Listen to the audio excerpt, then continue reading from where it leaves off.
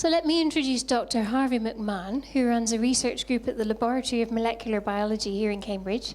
This is a very creative research institute which has spawned at least 10 Nobel Prizes, including some for discoveries, vital discoveries to do with DNA. And Harvey's own research, the Laboratory of Molecular Biology, is a hint, a little bit, about what he does. So he's studying the molecular processes that are common to all cells, including our own, looking at lipids and membranes and the way they suck things in, the way they move things around the cell. And Harvey is also a Christian, and we're going to hear today about the interaction between the two for him. Thank you. Thank you for the invitation here, and I hope that you can learn something from this. It's not directly my field, but my field impinges on this quite a lot because I am a neurobiologist or a neurologist, often thinking and talking about issues of when people have freedom or not to make decisions. And so it's a very common topic of conversation around the lab and around the clinicians that we talk to. And so that's the reason that I think quite a lot around this.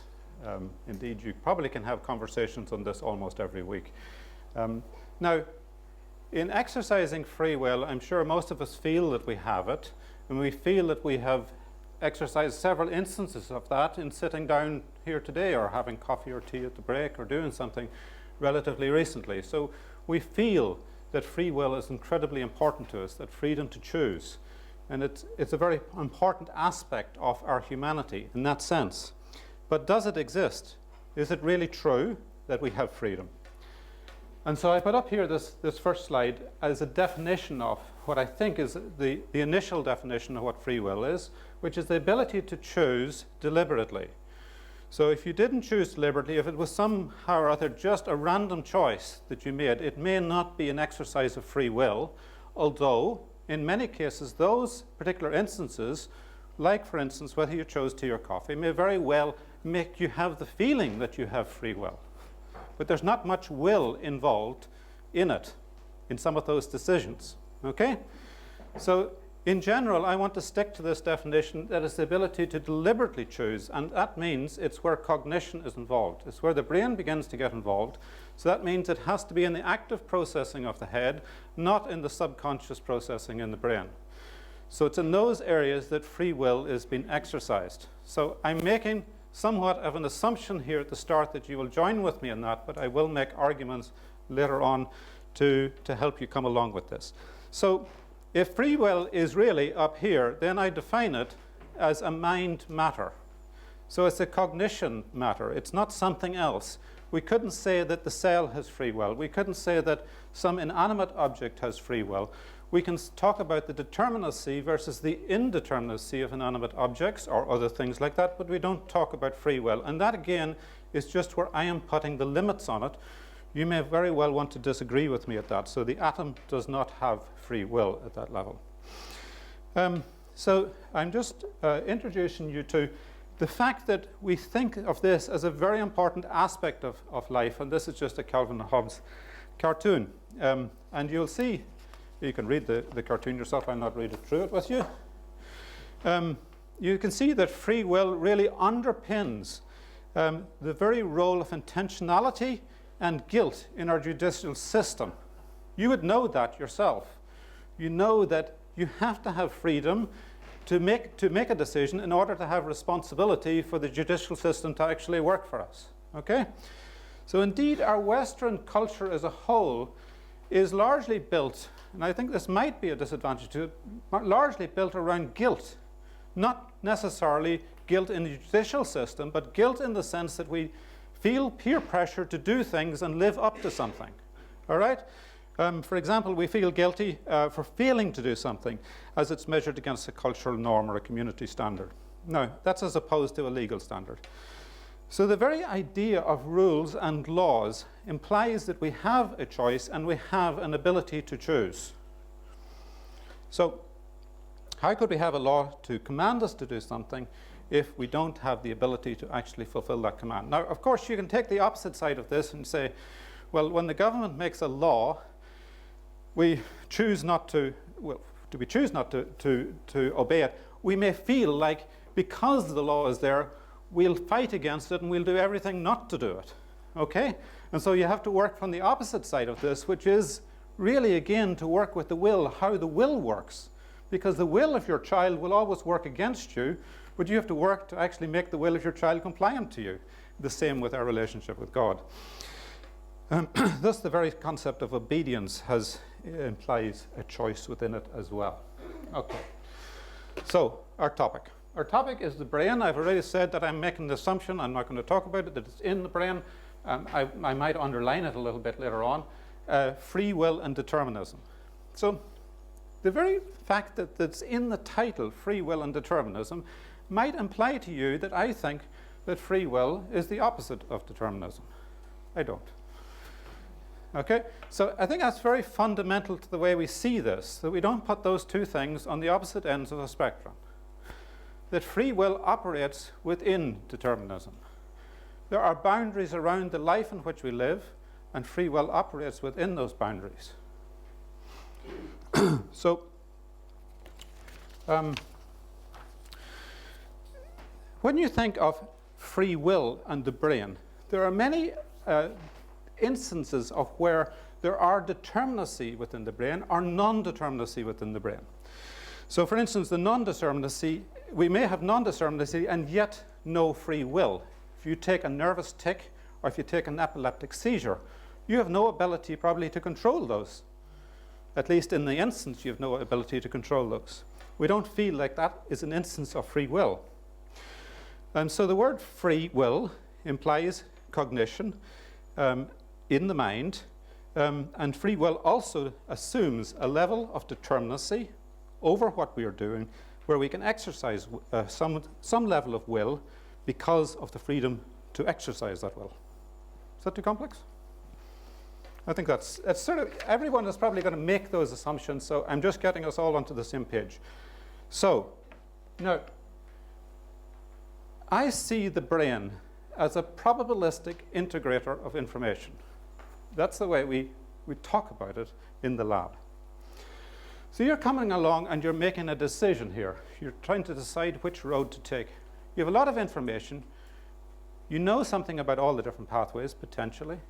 And you begin to work out the probabilities of which way should I go, will I go, whatever you do. And then you integrate all of that. You add it together and you somehow or other come up with an answer. Okay? So probabilistic integrator. The brain is not something, it's an analytical calculator. Somehow or other, all the neurons are connected, and absolutely every time you fire those neurons, you get exactly the same result. It just doesn't work like that. It's a probabilistic organ. Somehow or other, our ability to predict is the reason that we actually can get through life. Otherwise, life is far too complex for us.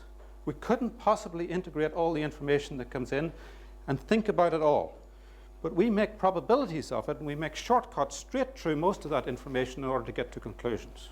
So it's a probabilistic integrator of information. I can give you an example of that. If you were driving home tonight on a dark road, and let's say you're late for dinner, what you're going to do is you're going to drive as fast as you can, as fast as your car will go, but your brain is going to be madly calculating where the next corner is, how many cars you're going to meet, how many pedestrians are going to cross the road, or rabbits run across the road, etc., and just how many minutes late you will get away with when you arrive home. So you calculate all of these things, and that will determine how fast you go, and lots of other things about your state of mind.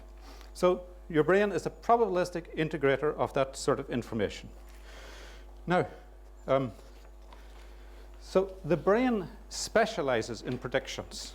The brain specializes in lots of things. So we can think of the brain as full of memories. I see the brain basically in three categories: the past, the present, and the future.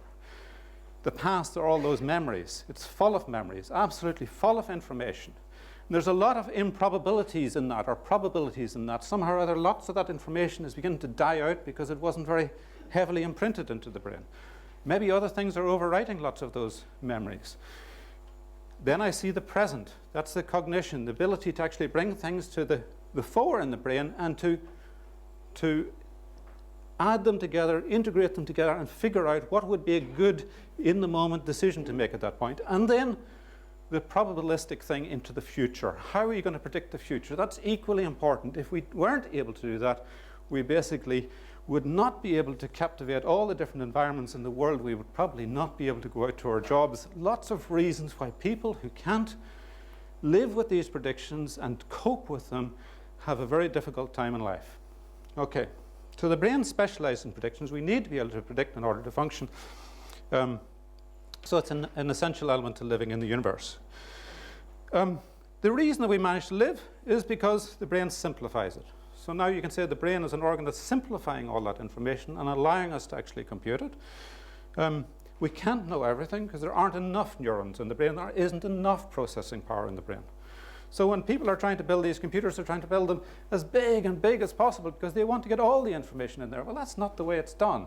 If they looked at how it's done, it simply is not like that. Lots of reasons that artificial intelligence will never reach what the brain will reach. I can talk about that at a different stage. But I think that basically lots of these people who talk about this have never actually understood how the brain works. And if they want to replicate the brain, they ought to think about how it works. So anyhow, so we've also got different parts to the brain. I suppose that maybe that might actually take us away too far. So let me just go on to the fact is that, you know, the brain is a probabilistic organ, and many times it gets things wrong. So it's not an analytical object where we put A plus B in and we get C every time. It's just simply not like that. We can do all sorts of psychological experiments and show you can get the wrong answer as many times as you want, no matter if you know the right answer. And so many experiments, and this is just an optical illusion experiment. Which is the shortest line? Has anyone got an idea? The lower one. Thank you, Dennis. Well, of course it's not. So Dennis knows quite well that it's not. And if you put the box around it, you'll see they're both exactly the same size. And it's just that we are deceived in some ways, and the brain constantly deceives us. It constantly deceives us because it overweights certain things. It overweights the present over the future. The future may be incredibly important to us, but we put an awful lot of weight on the present. Awful lot of weight on the present. There are many of these biases that we can analytically analyze and see this is how the brain works. But you wouldn't build a machine on the basis of that. It's not a very reliable way to actually get a good answer. Okay, so I put another example in here of conformational bias. Probably most people will know about this. So this comes up often in the lab because, you know, when you do an experiment, you want actually the experiment to work so all the data fits within the experiment. But this is just, you know, what's the answer here? Is it yes or no? And clearly it's no. So it's just a fun one, isn't it? But it's a major problem in science because we know the bias exists. What do we do about it? It's very difficult to deal with it. And there are many other biases, of course, in the cultures that we're brought up in, the languages that we learn, the foods that we prefer, the clothes that we wear. The gender that we might, the gender norms that we might see around us, all sorts of things. Now, I want to get to this issue of free will. So, are we free or are we determined? So, within the idea of free, I take it when we're completely free, there's nothing constraining us. So we are completely free, and there may be some decisions that are completely free, but certainly we as a whole would never claim that we are completely free. Yeah? It's still very important to us, but we don't actually see it like that. And we're not completely caged, although many people might argue that we're completely caged. And I will talk about that, because I think that is a very serious argument that comes up. That we really have no choice. When you think about it, and you retrospectively look back on why those decisions were made or why those things happened, you can explain every single one of them. But we see our ability to have free will. Actually, you can express free will in many different ways. I'm showing one spectrum of free will here. I'll show a couple of different spectrums of free will. And at this spectrum is just how close the proximity is to who we are and what we're thinking about. So should the Prime Minister end the 1% public pay sector cap? What do you think? Should she? Now, is there a level of freedom? Do we have a choice in that? We've elected the Prime Minister, haven't we? So we have some level of choice. We can influence it through our MPs, but do we really have any choice in whether the Prime Minister does that? It's a very distant object to us, and we don't feel that that's very personal to us, and therefore we don't feel that we have much freedom within it.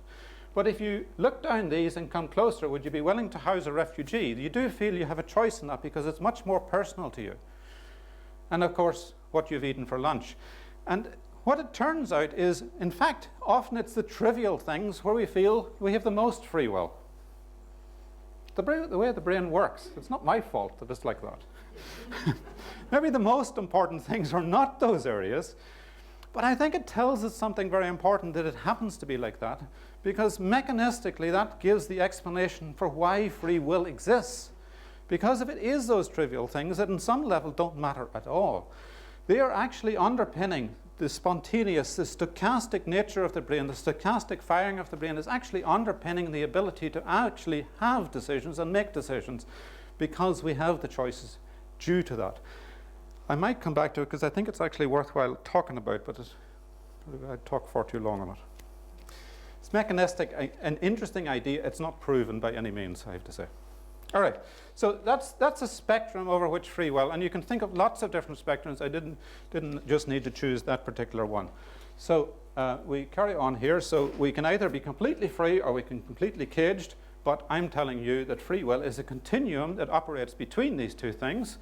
Both the completely free can be pulled into a free will object, can be plugged in. Maybe whether you had tea or coffee, there was no limit on it.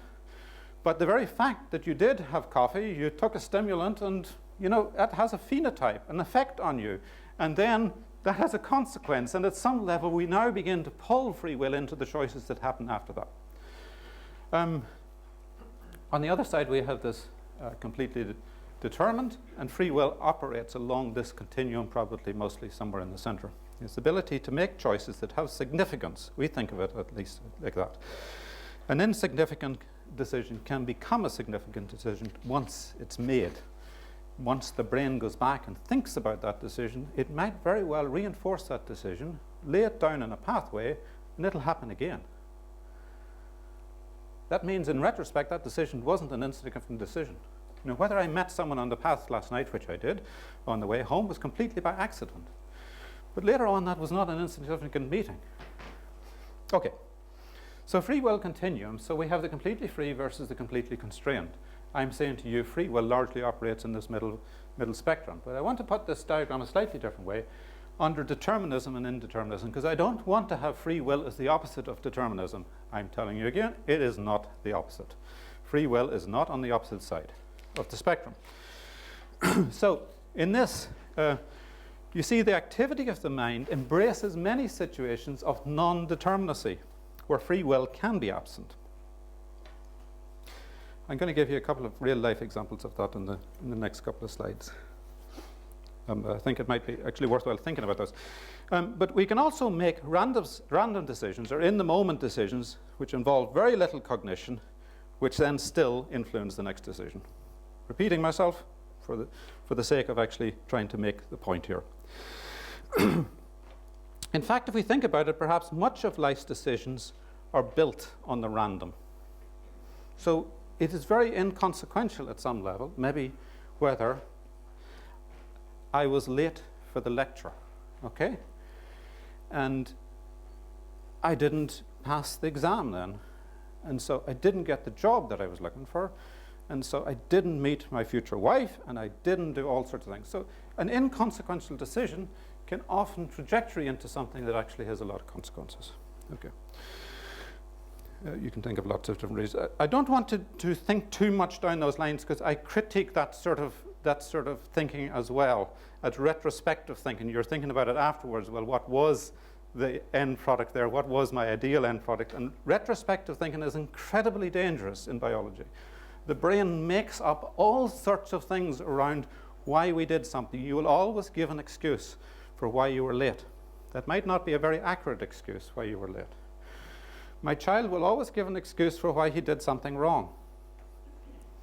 The brain is always able to make up reasons why things happened. And they're largely determined reasons. It looks like as if it was all a consequence of something that was previously determined. But if you replayed the tape and tried the experiment a second time, you would discover that that's not the case. And that's what psychologists and psychiatrists and all sorts of people in this field have done with human patients.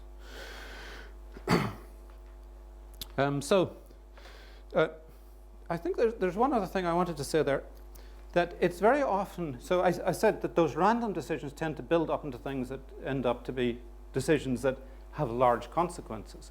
But you could also think of it another way, that I know, what am I going to do in life? You're setting out as an A-level student. You're trying to figure out, what am I going to do in life? That seems like an enormous decision to make, and one that you exercise an enormous amount of free will in, that you're going to think about it, and you're involving an awful lot of brain power in thinking about it. But actually, to some level, your choice might be quite random. It might be dependent on whether your friend went to that university or not, or quite the opposite. And very often, we put those very large decisions into that box. It's counterintuitive, I know. Often those very large decisions, where we feel that we have a lot of freedom in the choice, but actually they fall much more into the bracket of the random. So what does fall in the bracket of where the cognition is? It's all the in-between zone, and I'm going to try to come to that. Almost all the things that matter in life, almost all the things that matter, are initiated or molded, either initiated or molded by our free will. How we spend our time, how we influence our friends, how our friends influence us. So you can see the way our character is built around this possibility of having a freedom to choose, and of having a freedom to be influenced and to influence other people. I'm doing desperately for time. I'm going to have to take a shortcut, because I can't talk this much. These are just some real-life examples to tell you, to discuss with you how exactly free will operates. Does free will operate in the case of this little girl who got murdered here, or rather with the murderer, who pleaded guilty to manslaughter on Monday? Does free will operate there? To what extent does free will operate there? And I think it's a very important question, but we don't have time to deal with it. I would just put one caveat in here. My feeling with many of these things, especially with organic, where there is a real problem with the brain, that girl probably had schizophrenia, as you know, and depending on the severity of that, it may have been that she really didn't have too much freedom here. So we can say that. But very quickly then we ask, well, where is the freedom actually?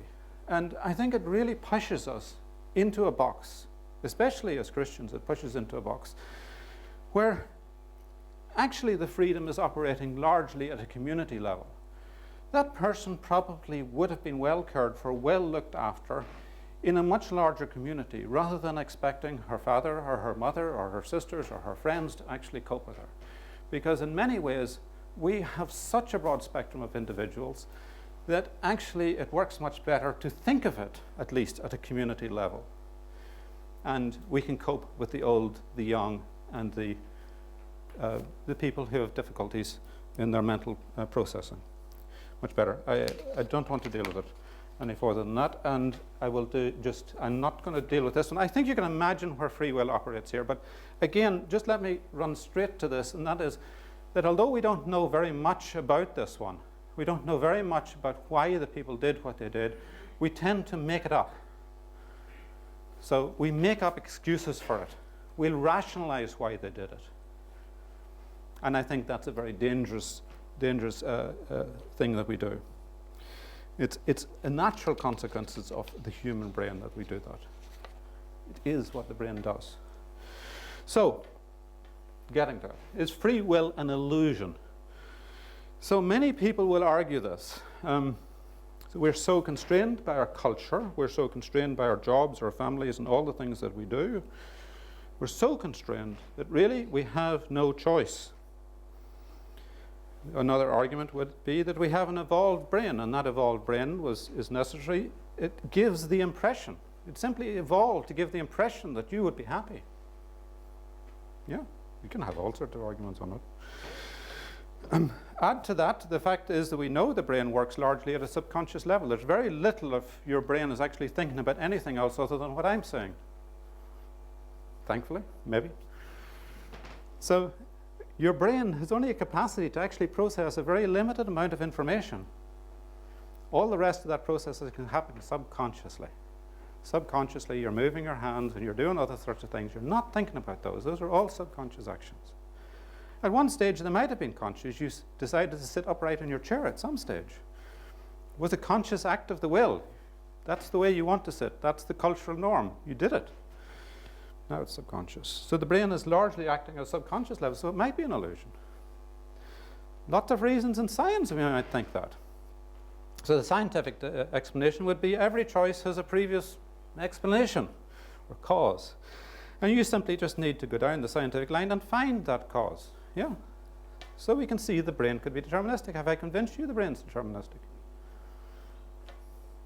Maybe you have a religious view as well. Add that onto it, and you see that God has caused you to believe everything. God is actually who controls all the things that we do, absolutely every aspect of life and whether we breathe. Yeah. We can get very quickly caught in this idea that somehow or other we have no freedom and it's an illusion. It doesn't really exist. So in that view, we're simply robots with a set of inputs and outputs. Okay. I don't want to think about it too much here, but I take this as the fallacy of retrospective thinking. Somehow or other, as I said earlier on, we make excuses for all the things that we do. We can actually plate the trajectories of lots of things of our lives and say that it's all because of X, Y, and Z, and we can actually plate that trajectory. But in actual fact, if we replayed the tape, it would play a different way. We have actually made decisions. And a lot of this comes down to the fact that those instant decisions, which we thought of as inconsequential, actually are consequential. And the only things that we remember are the consequential things that somehow or other don't have the same level of freedom anymore. I will put this into a slide here. Next. No, I'm not going to put it into a slide next. This just expands this a little bit. We all like to make decisions that we might all make excuses that we were wrong. Science has a tendency to do this by making hypotheses and making facts fit around hypotheses. I could even say that most of history may well be concocted, at least in our interpretation. I think of a lot of very sincere scientists and hypotheses out there, and I just think to myself, one day a lot of these are going to be wrong. A lot of these are going to be wrong. But you know, it'll take a long time because people just don't think like that. The brain works this way, and we are going to keep bringing up data that works for it and sort of reinforces it. So I divide up free will this time in a different way. I divide it up into proximal free will and prior free will. Proximal free will are those things that are happening right on the spur at the moment, those decisions you're making right now. As I said, a lot of these might be inconsequential, but some of them will be consequential. In the moment choices. And then there's prior, so it's a historical look at this. So the prior ones are decisions that we made in the past. Now when we come back to make those decisions, let's say you're deciding, you're going to work this morning, or you're coming, yeah, I was going to work this morning, and I didn't make the decision to get up and go to work as such. That was made for me. I made that decision a long time ago. I made the decision where to work. And yet, you know, I can confirm that decision every morning. I can actually exercise some will over it. But it has largely been in the past. Lots of those choices were in the past. They're still exercise of the will, by all means, but it happened a long time ago. It largely happened a long time ago, and it may have arisen out of something rather random. So proximal free will is where in the moment choices generally involve cognition. The ones that are significant, I would say, involve cognition. I'm not discounting the ones that don't involve cognition, so the choice of tea or coffee I usually use there. Those choices of tea or coffee, I would say, are the inconsequential ones, largely inconsequential. You can find lots of those. It really makes no difference, but often the brain is using those and actually making significance out of them if it happens to work out. Both of those give a very strong sense of free will. The grey circle on the outside don't give such a sense of free will. Often, most of our choices are in that grey zone. At least we feel that. as I said, the grey zone is largely determined by prior decisions. So it has been in the free will. It still involves active cognition because we're still thinking about it. But while we're measuring it, we're feeling we really don't have a choice whether to go to work or not. Will I call in sick? No, I probably not call in sick. But it's not really. There's not so much freedom within it. We're very much constrained, and it's because of this that we often get stuck in that fallacy of retrospective thinking. We feel we've no choice. I could put subconscious thinking into this as well, but let's just move on and say that it's surrounded completely by things that we have very little choice, even less choice over, and things that we have no choice over. It's always boundaried. Free will is boundaried within a parcel. It's operating at some level. We should love the level it's working at because it is the relational, it is those things that matter to us. Of course, these other things, maybe the diseases that we carry around with us and things that we cannot modify so much, well, those do affect an awful lot how we live, but we should delight in the freedoms that we do have still. All right. Now, again, I emphasize time and time again here that it's not the opposite of determinism. So this is just a quick flash through these, and I'm not going to spend any time. So if you wanted to say something made you do it, or there was some reason that you did it, you can come up with lots of reasons. Your genes made you do it. Yes, there's some truth in it. There has to be some truth. Our genes do give predisposition to certain diseases, but I do argue that a lot of our free will operates in cognition. Yeah, so we're thinking about things, and it's not easy to place a gene, a 1 gene, a 2 genes, 3 genes, 10 genes into that. We have a malfunction of the hardware of the brain. We have a malfunction that will lead to a malfunction in cognition and therefore in free will. But it's in these complex behaviors, one doesn't really get that correlation. Now, one can say, does the correlation work therefore with neural circuits, with the brain? My brain made me do it. Is your brain deterministic? I think I've already discussed that one. Now, at some level, you can say your brain does tell you to do it. So there are some actions. So I've already used a few examples, and another example would be breathing. You can't decide not to breathe. Well, if you do decide not to breathe, it won't last very long. Eventually, you'll start to breathe again. It's one of those things you can't, you don't have control, you don't have complete control over that. So we're compelled to do those sort of behavior. In that sense, it's deterministic. We have a little bit of freedom to operate how fast we breathe and whatever else. And that illustrates the complexity of these things at some level.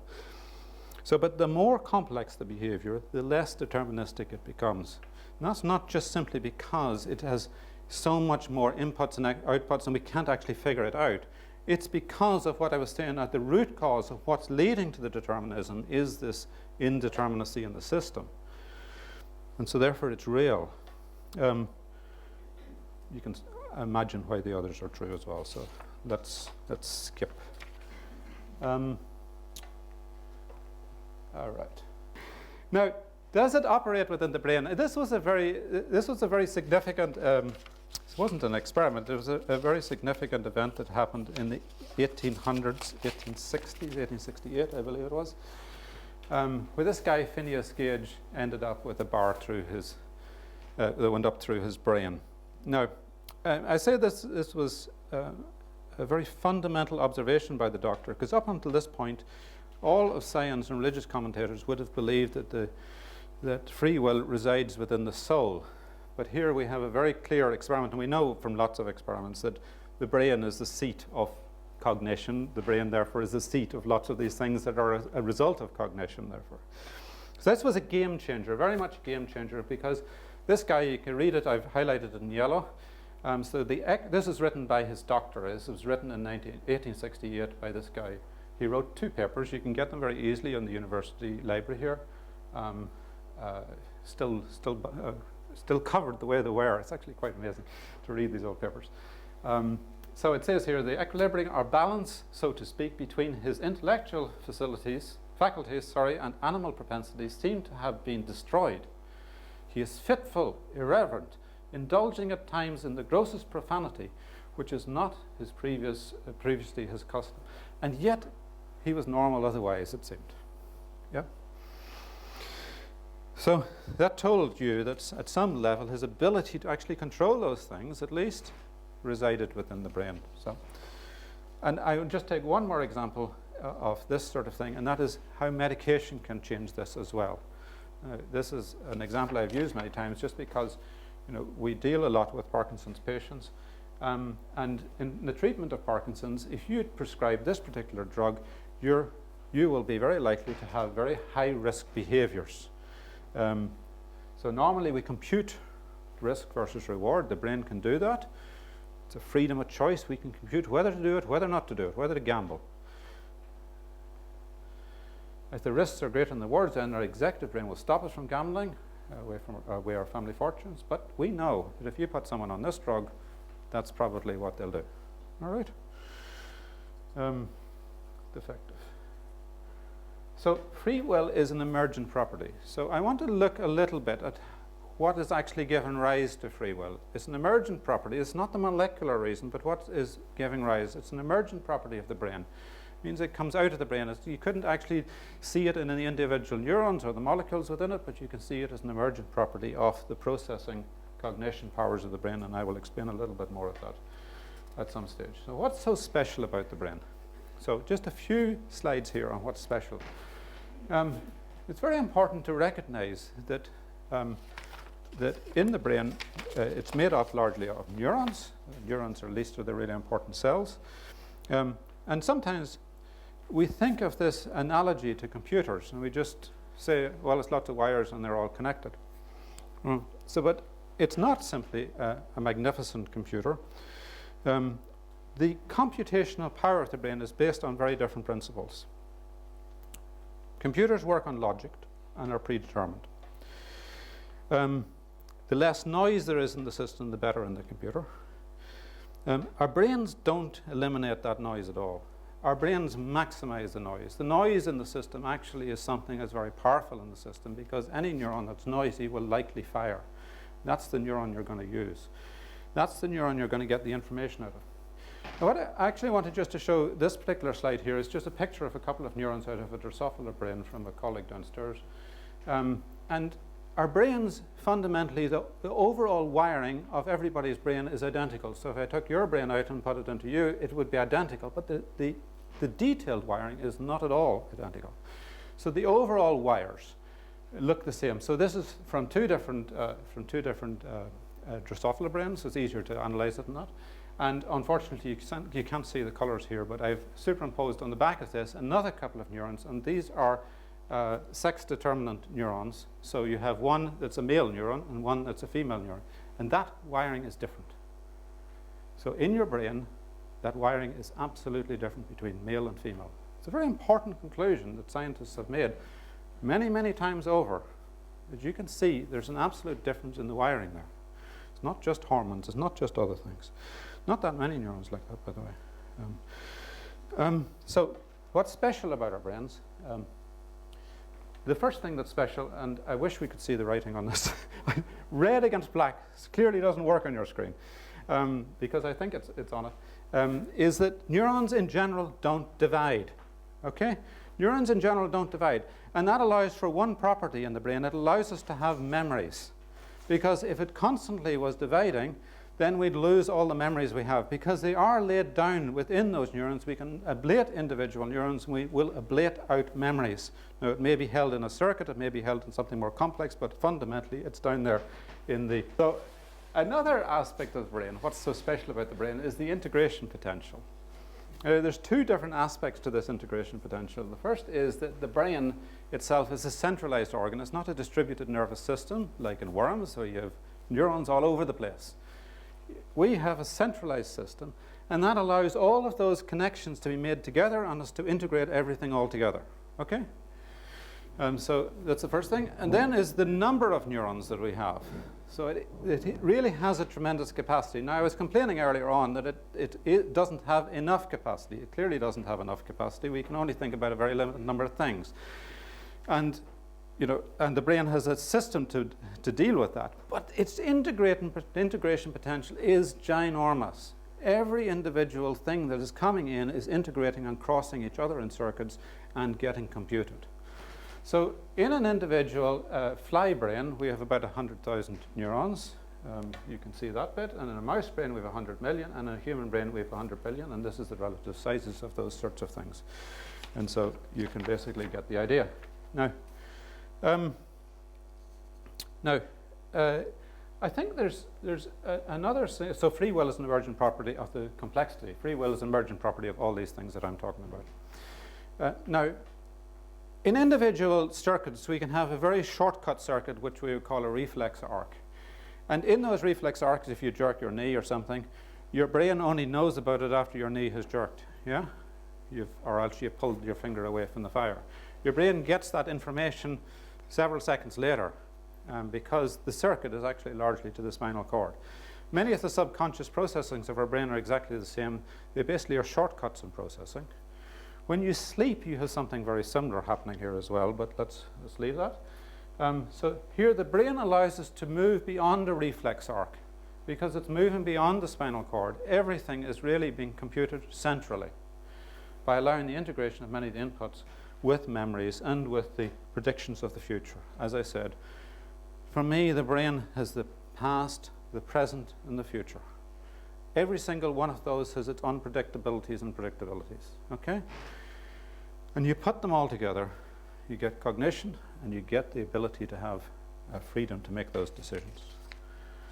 So plasticity is the third thing, and I think you might very well have heard something about this, but I've worked on plasticity for many, many years. And it is the special ability of the brain to constantly modify the precise connections that it makes.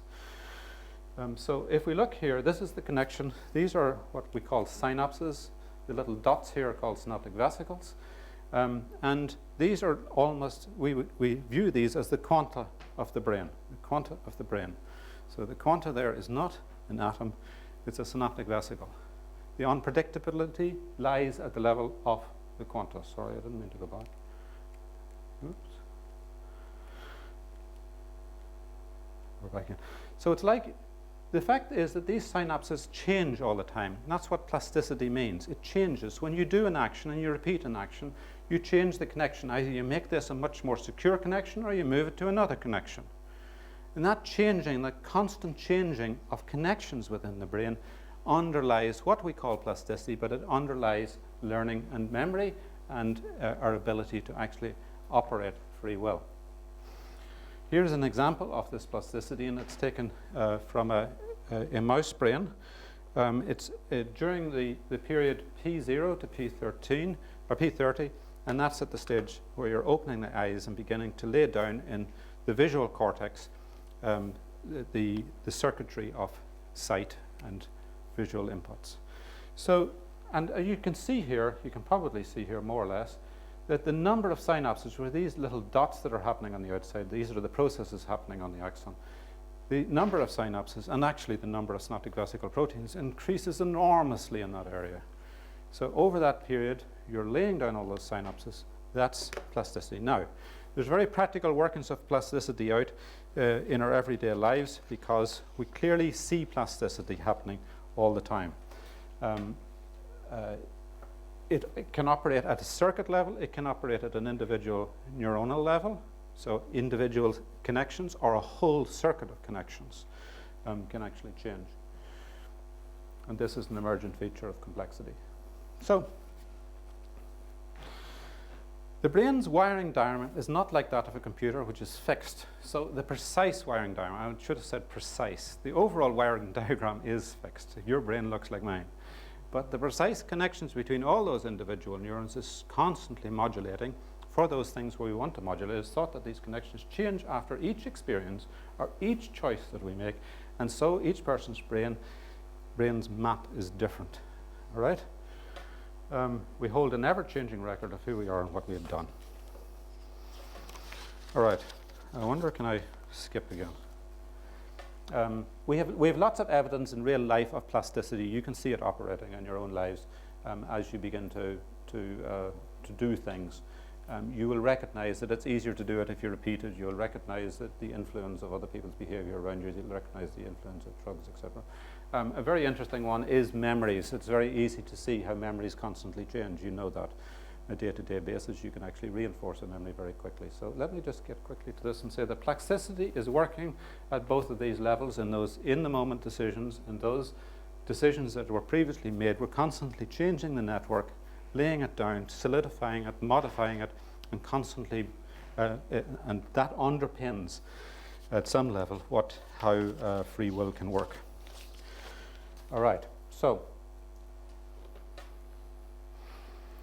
some of the things we do today are the result of a long stream of decisions, and to change these is much more difficult. We have to work at these things. We have to work to change ourselves, to transform ourselves into the people that God would want us to be. And this is much more difficult because so many synaptic connections are already laid down in your adult life. It's already there. And that's a little bit unfortunate for us. I call this pseudo-determinism. Yeah? Pseudo-determinism. Now, I want just to deal in one slide with this guy, Leibniz. Sorry, didn't get there. And this guy, Leibniz, who did an experiment. Now, he himself didn't really interpret the experiment in this way, but it often is interpreted that this experiment is used to support the notion that free will is an illusion. And the reason for this is that he did an experiment where someone was asked to actually make a motion, press a button, do this. The experiment exists in lots of different ways. So here's a person, and he's going to press a button that lights a light.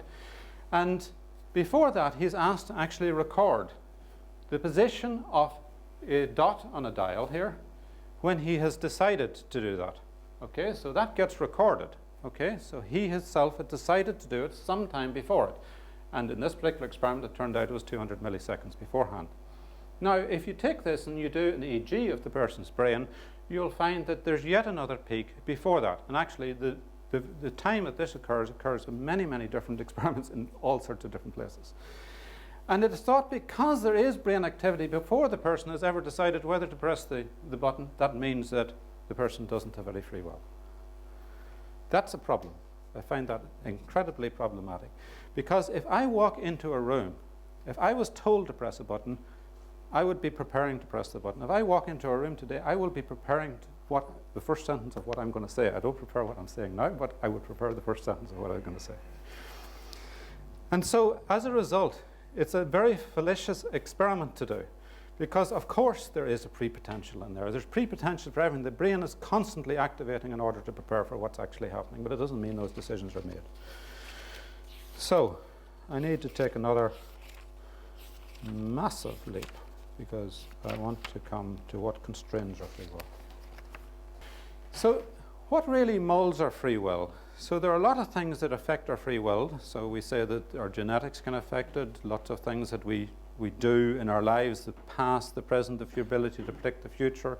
Clearly our brains are very important in that. But I think it's not a sufficient argument to argue that our brains are the B's and E's of all things. It's the integrator of it, but is that where the seat of free will exists? That's where it lies. It partially lies there.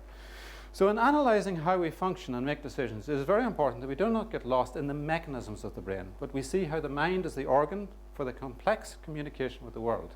And it's these communications that majorly affect the decisions that are made. We are dependent on these psychological judgments. In some ways, what allows us to go beyond the animals is the way in which this has allowed us to communicate in community. Okay? So what really constrains us largely today is not the genetics. What's constraining your free will right now is the fact you're sitting in this room listening to me. You're not going to get up and talk and leave. So it often is. It's those people we meet, and it's the interactions with the world. It's our interactions there, and it's often in those relationships that we find the major choices are being made. And how we prioritize those relationships are going to have a major effect. So, of course, we can say that in Western culture, we tend to prioritize the individual right to freedom. That constrains us, but it's not necessarily a very good thing. That's just a cultural norm in our society. I was going to talk to you about how the government actually interferes with this. I don't know whether you know about the Behavioural Insights team that is a part of the Cabinet Office. They've now hived it out as to a private company. It operates all over the world, actually. But you can see the government has needed to know this, because otherwise they might not get us to do the things we want to do. So let's press on. There's lots of things in those relationships that affect us. Peer pressure clearly affects very much what you do. That's why you're not getting up and walking out, despite the fact you're completely bored with what I'm saying. The fact is that very soon we'll all be vegetarians, because there's a major cultural shift happening here. And we don't want to kill animals, and we don't want the carbon footprint. We'd rather get right to the source here of the energy, and so we're going to eat grass. I hope not. I'm joking. Of course I'm joking. So ultimately, it's our relationship with God that is the most defining relationship. Now, you might ask the question, well, why would that be? So God is the most important relationship, at least for a Christian, because we carry around that relationship 24 hours a day. Well, maybe not when you're sleeping, you're not really aware of it, but we carry around that relationship all the time. That's fundamentally why it's so important to it, but there's many other reasons for it, many, many other reasons. It provides us with a moral compass for the choices that we make. And indeed, our ability to actually have a relationship with God provides us freedom rather than restraint. So often these are paradoxical things, that somehow or other we can get rid of the guilt of our sin, and we can live in the light of freedom, which is actually a very important aspect of how we have well-being and are able to make decisions and be able to use our minds properly. We see ourselves as accountable to God primarily, and not to the changing opinions of morality in the society around us. We have access to help and advice on a constant basis, and knowing that God understands and forgives our frail judgments and actions does not hold this against us, gives us freedom, not constraint, a freedom that society cannot give. So we are nurtured through loving restraint and responsibility, and not through the immediate consequences. So the Bible shows us the most important relationship ultimately that drives behavior, both social and neuromarxism, is our relationship with God. I didn't mean these to come in all sorts of different orders here. It was meant to be one slide when I wrote it. So free will relies on a complex nervous system centered in the brain that can integrate inputs from many different sources. That's, I think, is fundamental to underlying it. Free will is constrained by the laws of physics, so boundaried, constantly boundaried. And within Christianity, we're boundaried by the will of God. Yeah. Free will operates at the level of choices that are made at the level of integrating neural networks that interact bidirectionally with the social network of relationships. Yeah? And the quality of each of these relationships within that network, relation proximity, is incredibly important. Who you talk to, what you do. The fact that you're here today will influence what you do today. I think it's partly the history of Eden. The very fact is that sin entered the world. It's partly the history of Eden that constrains our freedom, but it is also the present relationship that we have with God that liberates us from that. Liberates us from selfish behaviors and priorities, and opens up a magnificent new world view. And I have a couple of experiments, and I will do one. So there is no time. So if you think about how this whole thing works, there's an infinite number of possibilities of how this feather can actually reach the ground. It will reach the ground because it will obey the laws of physics. The laws of physics tell us that gravity will pull this to the ground. Well, if it was a nice enough feather, it would float around in all sorts of different ways, and every time I do the experiment, it would go in different directions or do different things. There's an infinite number of possibilities, okay? Now, in some ways, our lives are surrounded by an infinite number of possibilities. We have a beginning and an end. God knows the beginning of the end. God, in his wisdom, has made us to have a beginning and an end. We know what that is. What about the middle, where free will operates? I think that if I were a designer of a car and I knew everything about the car because I'd made it and did everything, I knew exactly how it worked, what speed it could go at, and all the capabilities, and I put lots of flexibility within it because it could go at different speeds. I would not know at what speed the driver, I may not know, and I can choose not to know at what speed the driver goes at. I may not know where the car goes to. So at some level, it's not constrained because of the way I designed it. And I don't think our lives are constrained because of the way God designed it. Fundamentally, the properties of the neurons are such that they're not constrained by that. But life is constrained because we have the beginning and the end. And at the end, I said to you, our will is surrounded by three things. The past, the present, and the future is held by those three things, but it's surrounded by God. We are absolutely boundaried by God in our lives. That's the ultimate boundary. I'm going to say this as the last.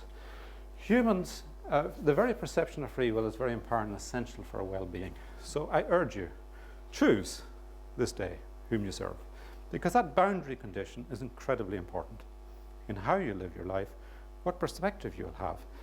And the second thing I would say to you is live it in community, because it's not meant that the individual will of my own individual freedom here is meant to be constrained by society, is meant to be constrained by you and by the whole of the church indeed, as to how I live and operate.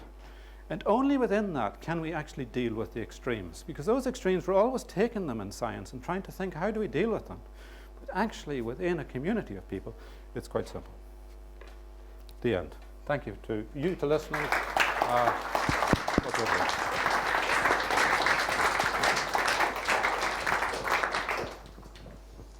Great. So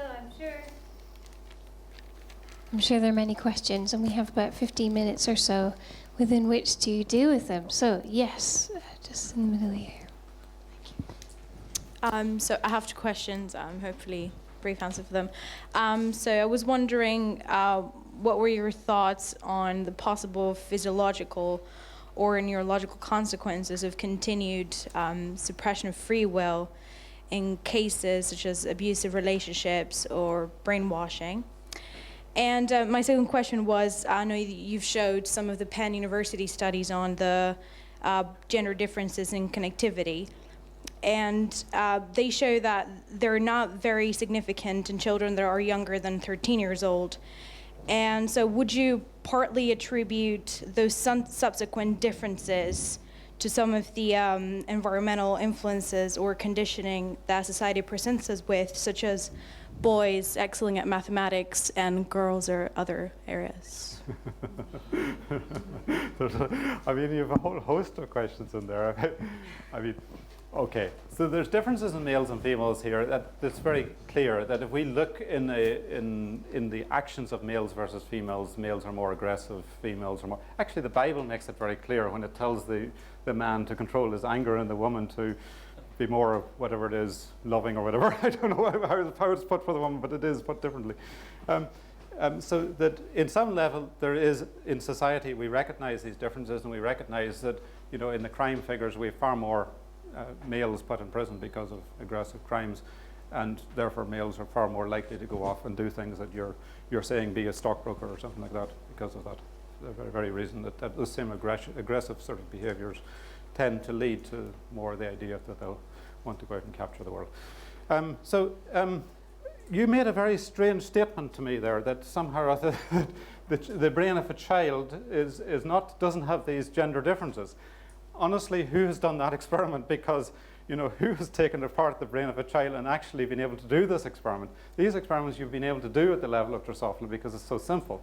And I wouldn't agree with you that it's at all insignificant. It may not be a large number of neurons that are different. It's in the tens, the number of neurons that are different. But you don't need more than that to actually give rise to the phenotypes that one sees. And it's very clear, if you change the connections, that you change the behaviors. Sorry. I'm just quoting the study that if you show the Penn University one, then University of Penn one, then. The one that, okay, so which one are you referring to? The microphone is just... Yeah. I sort of, the first one I found in Penn University and Gender Differences of 2013. Okay, because the one that I was referring to was one done by a colleague of mine downstairs. So that's the one, but I know it's been done by different people, and I know the results are more or less the same, and I've read most of the papers because, of course, I've been on these committees for years as to whether there is or isn't. So, and my conclusion is there's very clear differences, and we can't really extend that into the humans because we can't do the experiments the same way. Okay, so now for your first question. What was your first question?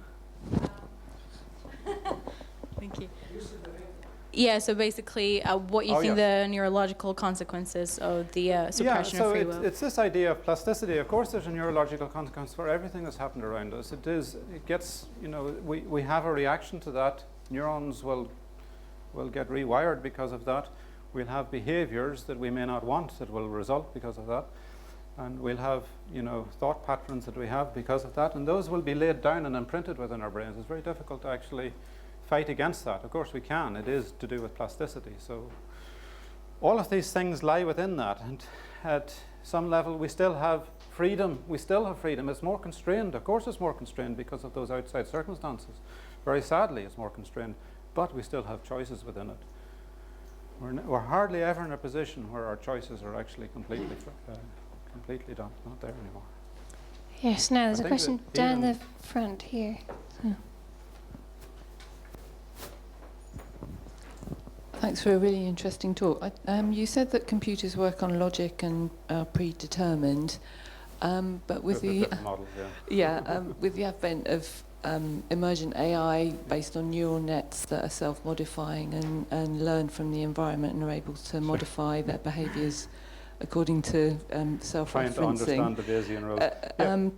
Do you see that in having any relation to free will, and also with the advent of human enhancements and closer connections with computing and human biology? Do you see any? What do you see of the future development of AI in terms of developing emergent properties like consciousness or self-awareness? Yeah, I think that AI can go a long way. I have no reason to believe that it can't go a long way. But I don't think it'll ever replicate the human brain for a number of different reasons. But it will go a long way. So does that make you happy? What are those reasons? No. Sorry? Could you elaborate more on what the reasons why? Thank you. Why it'll go a long way? Because it's because it is going to be more based on the question of based on an equation, whether you can actually predict and a probability put in and a probability coming out. In some way, the brain is not solely a probabilistic organ. I think there's quite a different reason. It actually encompasses lots of different types of logic, the brain. And maybe at some stage we will be able to incorporate many of those. Maybe at some stage we will be. But that's primarily where people are going at the minute. I think that the main reason, and I could be wrong about this, that a brain will not replicate, artificial intelligence cannot replicate the brain is because of the very fact, I put it right down on the Christian line here because God in his mercy has given to us what we call grace. It's undeserved freedom, which is something that is actually not describable by any equation or describable by any sort of means. And I don't think you can put that into a brain. Somehow or other you can translate that and say, actually every so often I'll do something that's really good. No, there's something quite mysterious about how God shows his grace to us and gives his grace to us that comes from outside to us. And it's not necessarily coming from inside of us to the out, it's coming from God to us. Is that not good of the guts, though, just putting God into the place of what we don't yet know? Could be. Yeah. I mean, I appreciate, it's a very conjectural area. I really appreciate your views. Thank you. Any more questions? Yes, just here, the grey shirt. Thank you very much. With respect to decision making and looking back, you said it can be very dangerous to retrospectively judge on how we made decisions. So as Christians, we try to make our decisions according to God's will and according to God's plan in our life. And when I talk to people who have been Christians for a long time, and sometimes they tell me, it might be quite difficult for you to make a decision now for something, but later on you will see when you look back in your life, you can see actually God's ways of working with you through all your life. So how would you comment on that? Yeah, I do have that exact same difficulty in thinking about this. So it's very apt. Like I used the illustration where I met someone last night on the street, which was a teacher of one of my kids, and I'd wanted to talk to her, and it's just completely by accident I met her. And you would say, well, that's a stochastic event. You just happened to meet her, and then you could interpret it the other way. Well, actually, I was meant to meet her because I needed to talk to her, and that just happened. And I could say just earlier on in the day, I had a conversation with someone about what was it about? I was talking to someone about just very real life decisions, and you see that. I was sitting around waiting on my son to finish his trumpet lesson, and I happened to meet someone who organized an orchestra, who I wanted to find another trumpet teacher. I just happened to meet this person, and you think to yourself, when you start to analyze those things, you think, are those random events? And I think often in the will of God, those are not quite random events. And you are absolutely right. And it's very difficult for us to actually decide what is the random event and what is not the random event. Did God help us make the decision whether we took the tea or the coffee? Or was God in those important events? And very clearly in the Bible, I think it's very clear that God has chosen individual people and individual things at times to do things and constantly manipulates and has done that. It's very clear in the Bible that's the way it's happened. So you wouldn't necessarily speak against that then? I don't speak against that, no, because I experience that. Yeah. Any more? Now, let's go to Russell. So. Thanks, Harvey. Talking about plasticity, if I learn some new information and change my mind about something, presumably initially that new posture is held in data, if you like. But if I understand what you're saying correctly, over time it becomes reflected in a physical change of the wiring. A, is that correct? And B, what's the timescale over which our posture is reflected more by hardware than by data? Is it hours? Is it years? Yeah. So these are active experimental areas. There are probably about 5 different layers of laying down memories. I only dealt with one, plasticity, connections. So there are at least 4 or 5 other very active areas how you lay down memories, and almost certainly they participate in it as well. So somehow or other, me saying that over a period of time you see a change in patterning, and you saw that that particular experiment was over a period of days. There was a change of the connections. The changes in the connections may very well happen much, much faster than that, i.e. just you don't need a new one to get a change, you just need a stronger one to get a change. Or you need any other modification that you could possibly think of, which might be an infinite number of possibilities, but there are at least 5 absolute possibilities. So there is a gradual change to the wiring over days, but probably over much shorter periods, definitely over much shorter periods, there's more instantaneous effects that one can actually measure. Now, to what extent we have actually only changed the network, or we've only changed the memory when this has happened, when the wiring has changed, actually I don't think so. I think that there's lots of evidence that the wiring is only one layer of it, and is only one explanation of it, and that some of these others are actually perfect explanations as well. Okay, thank you. I need to talk on its own memory. Yes, just at the back on the Thanks. Metaphysically, it seems to me that a really fundamental question is whether the human will is really autonomous of the whole web of causality, right? Like in terms of butterfly effect and so forth, or whether it's somehow connected to that. Even when you drop that feather, we talk about an infinite number of possibilities. There's probably not really an infinite number of possibilities, and whichever possibility it goes with probably does have a material explanation. We just don't have the ability to see it, right?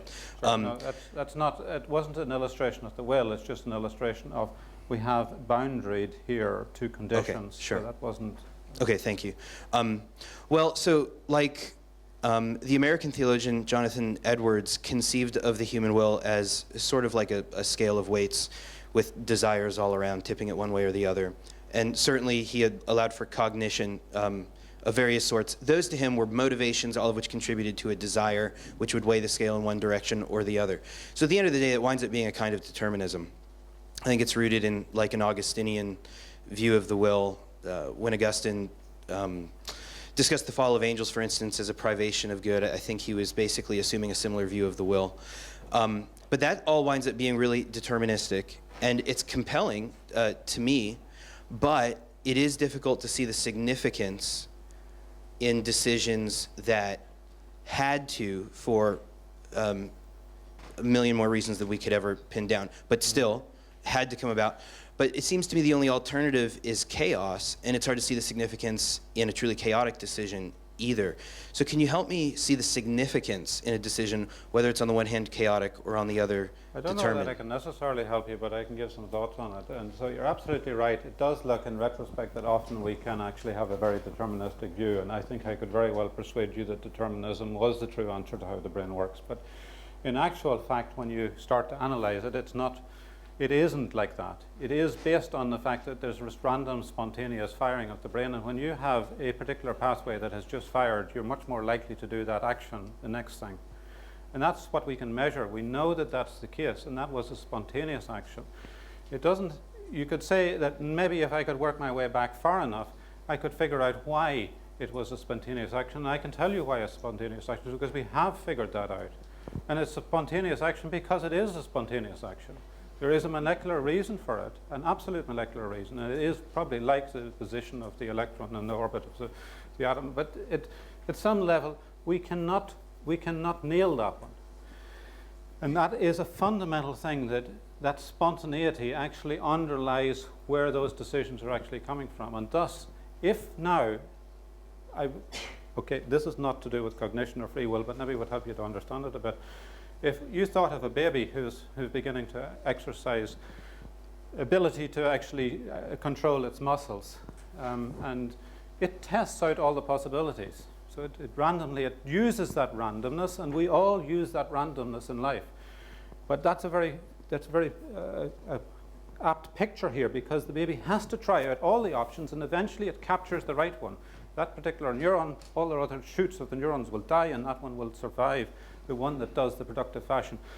The reason being that there is a feedback from that to the brain. The brain analyzes and said, was it productive? And then it begins to actually become an act of the will somehow or other. Then that spontaneity is actually, and at some level the determinism is also pulled into that free will. The way I see it is, you have two ends of the spectrum here. You have this absolute chaos that's completely useless, you might think, and you have this absolute determinism that's completely useless, you might think, because you don't want it to be like that. But they both are pulled into it. Both are actually captured in the vision of how you're actually operating at the end of the day. Does that help at all? Okay, so we now have, first of all, let's thank Harvey very much for his talk.